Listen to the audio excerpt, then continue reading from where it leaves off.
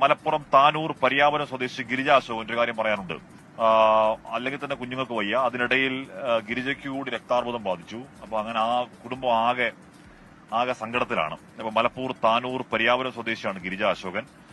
അപ്പോ സ്വാഭാവികമായും വലിയ ബുദ്ധിമുട്ട് നേരിടുന്ന, സാമ്പത്തികമായി വലിയ ബുദ്ധിമുട്ടിലാണ്. സുമനസ്സുകളുടെ സഹായം തേടുന്നുണ്ട് ഗിരിജ. തലശ്ശേരി മലബാർ ക്യാൻസർ സെന്ററിൽ ചികിത്സയിലാണ് ഗിരിജ അശോകൻ.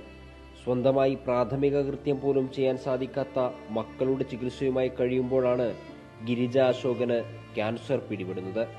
മക്കളുടെയും ഗിരിജയുടെയും ചികിത്സയ്ക്ക് 50 ലക്ഷം രൂപയാണ് ചിലവ് പ്രതീക്ഷിക്കുന്നത്. ഞാൻ നസ്ല ബഷീർ, താനൂർ മുനിസിപ്പൽ ചെയർപേഴ്സൺ.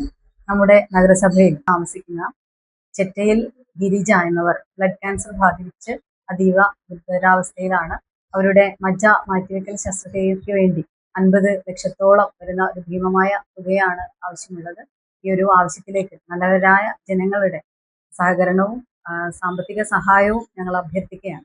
നമസ്കാരം, ഞാൻ പ്രവീൺ, താനൂർ മുനിസിപ്പാലിറ്റി 43 ഡിവിഷനിലെ കൗൺസിലറാണ്. എൻ്റെ ഡിവിഷനിലെ ചിറ്റയിൽ ഗിരിജ എന്നവർ ബ്ലഡ് ക്യാൻസർ ബാധിച്ച് തലശ്ശേരി മലബാർ ഹോസ്പിറ്റലിൽ ചികിത്സയിലാണ്. അവരുടെ കുടുംബത്തിന് താങ്ങാവുന്നതിനും അപ്പുറത്താണ് അവരുടെ ചികിത്സാ ചെലവുകൾ.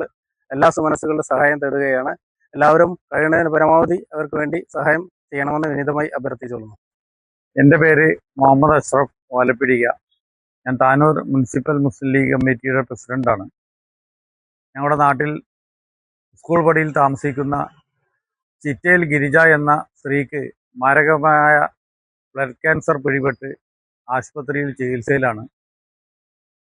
ഈ ഗിരിജയ്ക്ക് നേരത്തെ 2 കുട്ടികൾ ജന്മന വൈകല്യമുള്ള കുട്ടികളായിരുന്നു.